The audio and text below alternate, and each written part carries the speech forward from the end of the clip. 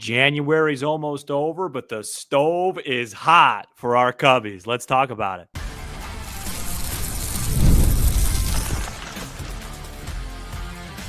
You are Locked On Cubs, your daily Chicago Cubs podcast, part of the Locked On Podcast Network, your team every day.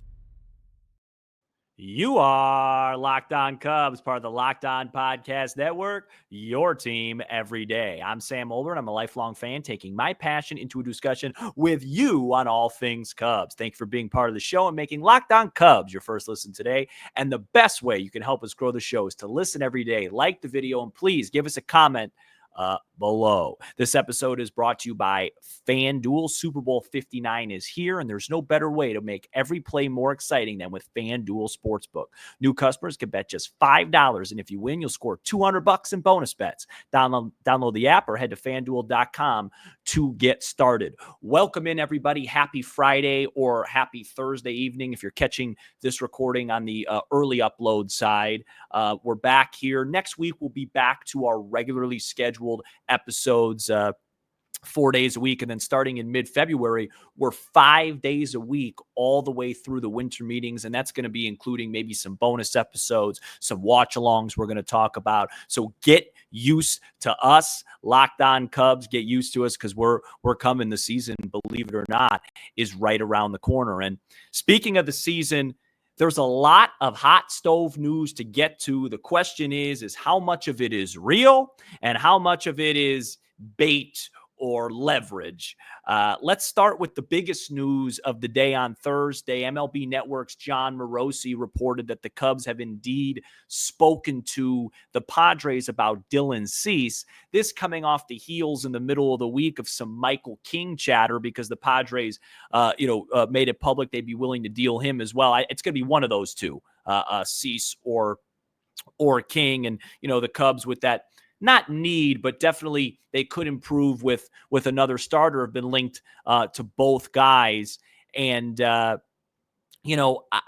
get to. I'm going to talk about all the rumors first, and then I'm going to talk about what I think's real and what's not. So, Jon Heyman also mentioned the Cubs with Dylan Cease on Thursday as well, but talked about the asking price. The Mets are linked with Dylan Cease. We'll talk about that in a little bit.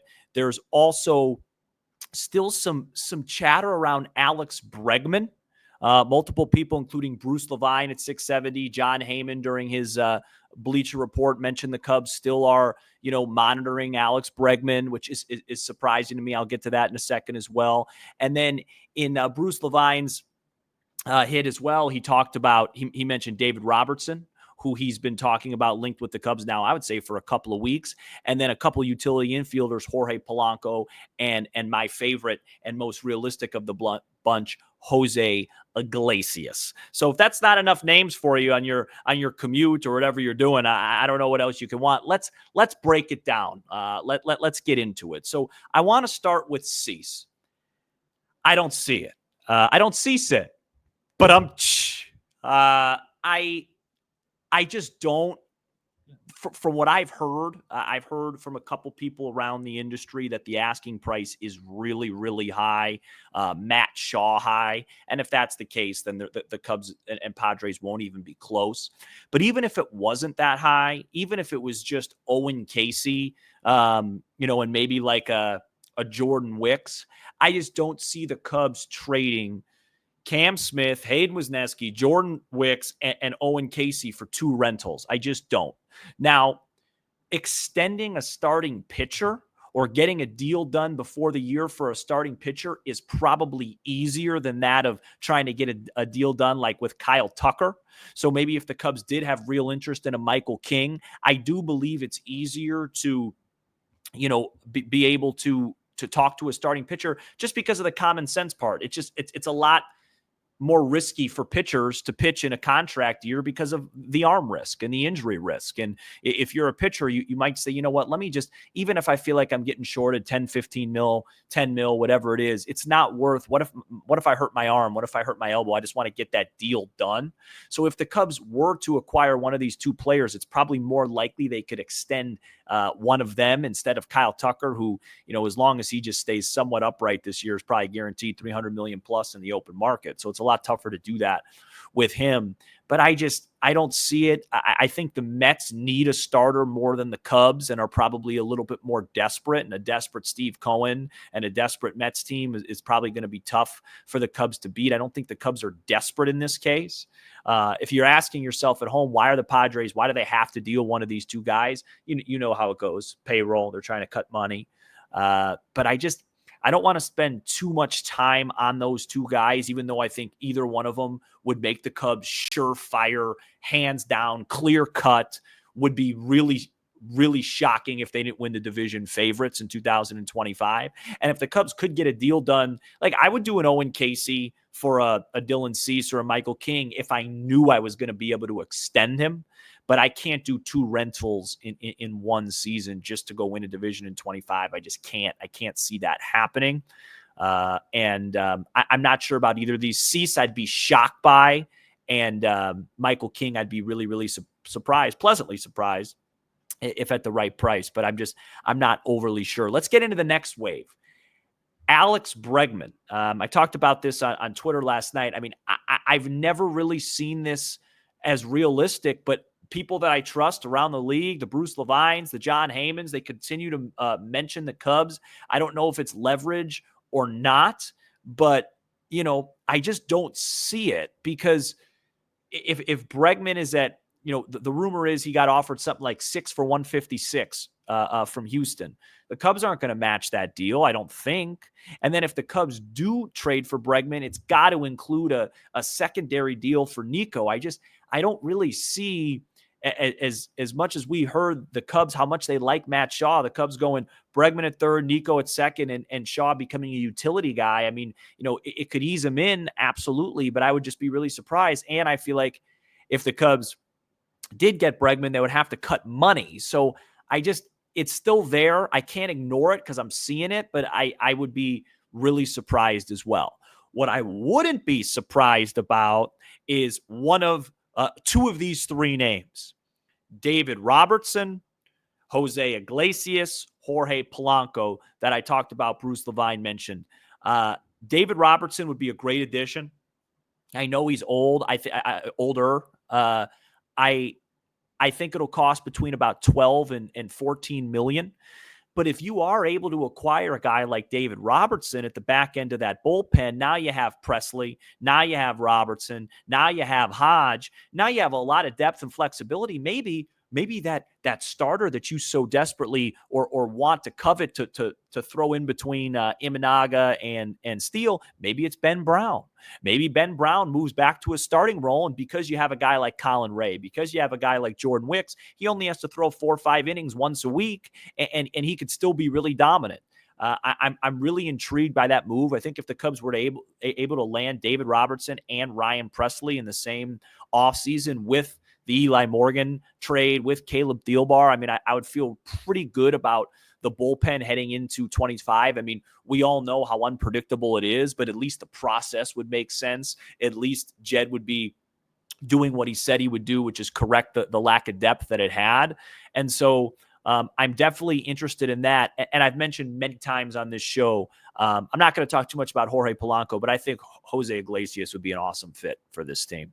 I really think so. I know they got John Birdie, and though they do have similar skill sets, I do admit, but a guy like Jose Iglesias, now you'd have a guy that you could easily slot in at second base if Nico Horner isn't healthy to start the year. And I know Birdie could play there too. I know that. But I think Iglesias gives you just a little bit more. He's got the intangibles. He's got some swagger. He's got the postseason experience as well. He can play third. He can play all over the diamond. And if you had Birdie and Iglesias, you have two guys off your bench that could, in Iglesias' case, play third, short, and second easily, and in Birdie's case, play every position. I think I think that would really provide a lot of depth, really provide a lot of flexibility for the Cubs and make it a lot easier on Matt Shaw as he comes into this thing. It doesn't really, I haven't heard too much about like a true backup first baseman, as we've talked about with Michael Busch, but that's everything I've heard and everything that really could catch you guys up. I mean, it's Cease, King, Bregman, Robertson, Polanco, Iglesias. I mean, it's a hot stove. What do I actually think is going to happen? Probably, one or two of those names, maybe. The Cubs obviously have money that they can spend. They're definitely not done yet. With where they're at in payroll, I think they're right at around like 208 right now. So they have money to spend. I'm excited. Like I usually don't expect, I know this is the new norm in baseball, but I just don't expect this much news and this much to talk about as we head into February here. I mean, there's baseball right around the corner. Cubs play spring training ball before you know it. And there's just a lot happening and the ball might move really quickly. I would be very surprised if the Cubs traded for Cease, like I said. Still really pretty surprised for King. And if they got Bregman, who knows? But maybe Jed has something up his sleeve. Maybe Jed has something where, he knows his second move and he just needs to make the first one, in order to get there. I don't know, but it does seem like, and I saw this from Bleacher Nation, this quote, like the opportunistic Cubs. It does seem like the Cubs are they're looking at every avenue, trying to improve this team and trying to get a leg up. And I appreciate it because last year at this time, I felt like, yeah, the Cubs are probably the most talented team in this division, but they haven't done enough. Well, actually at this time, I mean more going into the season because I don't even think they had signed Bellinger yet. And it was like you went into the season, you're like, all right, we probably, maybe we're the best team, but I feel like we could do more. And right now I feel similar. I feel like, yes, should we win this division? I mean, I don't know if you can say that yet. The Brewers won 93 games. We won 83. Cincinnati's going to be tough. But if you make a couple more of these moves, at least we could say to ourselves, the Cubs really made a concerted effort to improve this baseball team in the offseason. And we all wish they would spend more, but, I appreciate that they're still this active because they have added Kyle Tucker. They have traded for Ryan Presley. They have gotten Matthew Boyd, Eli Morgan, Carson Kelly, Thielbar, whatever. A lot. They've made a significant amount of moves. If they make one or two more fairly big ones, like a Robertson, and then an Iglesias would be less. I mean, that's a pretty good offseason that I think we could go in being really excited about. I'm a little fatigued of talking about all the what can happen, what maybe will happen, coulda, shoulda, woulda stuff. I want to talk a little bit about this current team, what we know we're going to get from the Cubs, because I think the ceiling's a little bit higher than you think, but I also think the floor is a little bit lower than you think. We're going to talk about that coming up next.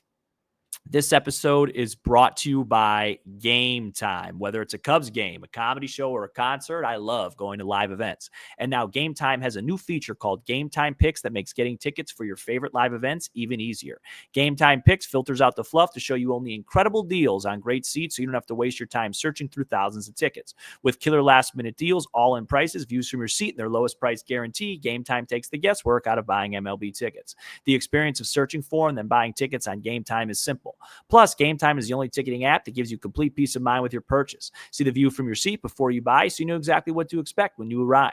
Download the Game Time app, create an account, use code LOCKEDONMLB for $20 off your first purchase. Terms do apply. Again, create an account and redeem code LOCKEDONMLB for $20 off. Download the Game Time app today. What time is it? It's game time. We are back here on Locked On Cubs. Real quick before I get into the current team, I've talked a lot with a lot of people like about David Robertson and like if the Cubs were to land David Robertson, I mean his projections, his Savant page, his underlying metrics, his underlying stats. This is a guy that a lot of people believe is the top reliever left on the market, and that includes when Kirby Yates was still available. Definitely not more than Tanner Scott, but you look at what he did last season. I mean, his expected ERA was 3.19. His expected batting average against was 212. He struck out 33% of the batters that he faced. I know that, he's older and you never know what could happen with somebody of that age. But if the Cubs were to get him, they wouldn't be putting him in a position where it's like, we need David Robertson to be great. As another piece at the back end of that bullpen, it is very exciting to me. But anyways, let's get into what we currently have. I just want to make this point. I talked about this on my Twitter Spaces last night. The Cubs, I just want to talk about their starting nine. I think we all know right now about what to expect from the pitchers. I like Matthew Boyd more than a lot of people do. I think he's going to be good. We know where they're at with their bullpen. This is an interesting starting nine that the Cubs have right now because it's broken down kind of perfectly with 5 guys that you just kind of feel like you know what you're going to get, and 4, I would like to say, kind of wild cards, or, to use an analytical term, high variance type of guys. So the 5 guys, I think we all we feel comfortable. Ian Happ, Dansby, Nico, Kyle Tucker, and Seiya. Those 5 guys, I feel like we all could kind of ballpark what they're going to do. I would be, at this point, as much as I like Ian Happ, if he hits 290 with 35 and 120, I think we would all be pretty surprised at this point. We know what he is. I know we've been clamoring, can Seiya take the leap? Can he become a superstar? If he is what he is, it's fine. The key to the season is going to be Kyle Tucker performing to expectations. His expectations are just higher than everybody else's. His OPS needs to be in the high 8s for this to work. The Cubs basically traded for July and August 2023 Cody Bellinger. That's when the Cubs were at their best, and that's what they're hoping that Kyle Tucker can be for basically maybe five plus months of the season. You know what I mean? When the Cubs were 33-14, Cody Bellinger was like the second best hitter in the National League. If Kyle Tucker can do that for 5+ months, the Cubs are going to roll. They're going to be really good. So he needs to be that. But the other 4 guys, Matt Shaw, PCA, I put Michael Busch in there. Some of you would say Busch is on the other side. I still think Busch is a high variance guy. And Miguel Amaya are all relatively young, high variance guys that I think are going to have massive responsibilities, massive everyday duties on this club. And, I wouldn't be surprised. And listen exactly what I'm saying. And I think you guys will mostly agree. I would not be shocked if Matt Shaw was in the low 800s for an OPS, flirting with a Rookie of the Year. But I also wouldn't be shocked if, he might have to get sent down in mid-May and get a couple weeks under his belt in AAA because he wasn't quite ready yet. Think of the variance there. Think of the differences that could come there. You're talking about probably a 5, 6, 7 game difference right there as a guy that is flirting with the Rookie of the Year, having a Merrill Kelly type season, looks comfortable at third, 812 OPS versus a guy, that says, hey, you know what? It's just he's batting 180. He just doesn't look ready yet. We got to send him back down. PCA, last year, if we get the August PCA, this Cubs team is going to be really, really, really good. But, maybe PCA, the league's constantly adjusting. Maybe he has to have a readjustment period again. I wouldn't be surprised if PCA was in the All-Star game. I also wouldn't be surprised if PCA had to have a week or two where he just was a defensive replacement because he needs a break offensively. Think about the variance there. There's so much that could happen with those guys. Amaya, first couple months of the season, basically was a pitcher hitting in the 9-hole, then adjusted his stride, made a mechanical adjustment, and became a really competent hitter. Which version are we going to get of him? So I do think the Cubs' ceiling's probably a little bit higher than we all think because, if you get the good versions of Shaw and PCA, I do think Ian Happ's pretty steady. Seiya, I've already talked about it. With a Kyle Tucker, this team could be really, really special. But I also think their floor might be a little lower than you think because, we are relying on a couple of guys, especially in Shaw's case, that don't have much major league experience. In Shaw's case, none. That, as of right now, the Cubs need to be pretty good. But, you add in Iglesias, you've already added a Birdie. Maybe that becomes, those guys are floor raisers for you. Where I have the Cubs right now, I think they're like ceiling, like their worst case scenario. If everything were to go poorly, I still don't think this is a team that would ever win less than 80 games. The only caveat would be is and that's why it's so hard to pick win and loss records, is if the worst case scenario happened and the Cubs were 3-4 under at the break, or at the All-Star break, or at the trade deadline, they're probably going to have to trade Tucker, to just get stuff back from him if there's no hope. But assuming that Tucker's on the team the whole year, the absolute basement floor for this team would probably be 80 wins. And I think the ceiling is higher than you think. I think it's probably in the mid 90s. And I think a lot of people, would have them right around between 86 and 88 wins as it currently stands. And I'm curious to see where they have their projections at. But I just thought that was kind of a fun exercise because I'm excited. I'm more excited this year than I was last year because I don't know what I'm going to get. The unknown is exciting. I'm excited about, is PCA going to take that next step? I'm excited about Matt Shaw. I'm excited about Miguel Amaya because he really did make a mechanical adjustment. Maybe he's figured something out and he could be, a pillar for this franchise. So I'm intrigued by these guys. And, I just think sometimes it's good to remind ourselves, we keep talking about who they're going to get, who they're going to get. Our current roster has a lot of interesting pieces with, that could raise their ceiling, maybe lower their floor.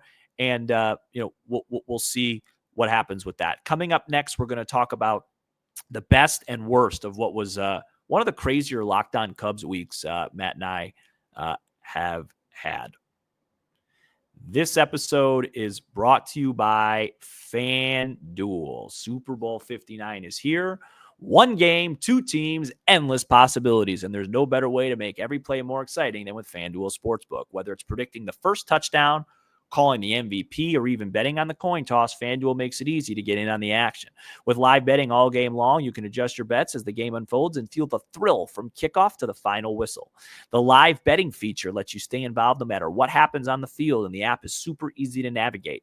Plus, knowing that you can bet $5 and potentially win $200 in bonus bets for the Super Bowl, that's the icing on the cake. Download the app or head to FanDuel.com to get started. Bet just $5, and if you win, you'll score $200 in bonus bets. That's FanDuel.com. Bet with FanDuel, official partner of Super Bowl 59. We are back here on Locked On Cubs, and it's best and worst of the week time. And the worst of the week for me was this stomach virus that I had. I don't remember the last time I missed a show due to illness. I even did a show the night of a wisdom tooth extraction. I have another one coming up at the end of February, by the way. Probably won't be able to do the show that night. It's not a Friday anyway. Rough one for me. It was a rough week, but I feel pretty close to normal now. So I'm glad that that's all there, and I'm back. And Matt was under the weather too. It's why it was a weird schedule this week for both of us. And the best of the week is, do you realize that basically, if you want to round up, in a month and a half, the Cubs play a regular season baseball game? I mean, I don't even know where to start, with time anymore. I will say January felt like it dragged along a bit. It did. It wasn't a great month for yours truly. But overall, this offseason, I mean, I remember the Hendricks outing against Cincinnati like it was yesterday, then going to the Sosa event that night. You snap your fingers and you're a month and a half away from Cubs, Dodgers, potentially, Steele versus maybe Yamamoto, or Imanaga versus Yamamoto, whoever it's going to be. 5 a.m. We're going to have some cool stuff for you that day and the next day. I can't wait. But this offseason has just it's flown by, and I don't know if that's a good or a bad thing. I think it's a good thing because for this show and for us, we want baseball. We want baseball every day. But for life itself, man, it just time just it feels like every day time just goes by faster and faster. But hope everybody enjoyed the episode today. So much going on. The question is, how much of it is real? My responsibility is to tell you what's going on, and if I believe it's real. The C stuff, I would love to come on here and go, I'm shocked, as long as the Cubs can extend him. Michael King, same sort of thing, but I wouldn't be as surprised. And then Bregman, unlikely. But David Robertson, absolutely possible. Jose Iglesias, absolutely possible. If not Iglesias, maybe a Jorge Polanco. Great to see the Cubs still active and doing whatever they can to improve this team. I just wonder, like, Jed, we have no idea the conversations between Jed and Tom and a contract extension. I really do wonder if Tom has laid it out to Jed of, hey, you'll be extended if you make the playoffs in 2025. Or maybe Jed is just wants to go out on his high horse, and maybe he doesn't even want to come back. I don't know. I'm probably talking myself into my next solo episode topic will be, will Jed be back in 2026? But it does feel like there is an appropriate, necessary, I don't want to use the word desperation, but hunger for this team to put out its best foot forward and make sure they make the playoffs and make sure that, they're ready to get off to a good start. Because that first wave of schedule in April, I know people don't like hearing this. It's not easy, but you'd rather get the tough games over with in April than have to play all those contenders when they're desperate at the end of the season. So thank you so much for checking out this edition of Locked On Cubs. You give us 20 to 30 minutes and we'll give you all things Cubs with a laugh or two along the way. Be sure to subscribe on YouTube. Please smash the like button for the algorithm and leave a 5-star review on Apple, Spotify, and everywhere you get your podcasts. I'm Sam Olber, and this is Locked On Cubs. Have a great weekend, everybody.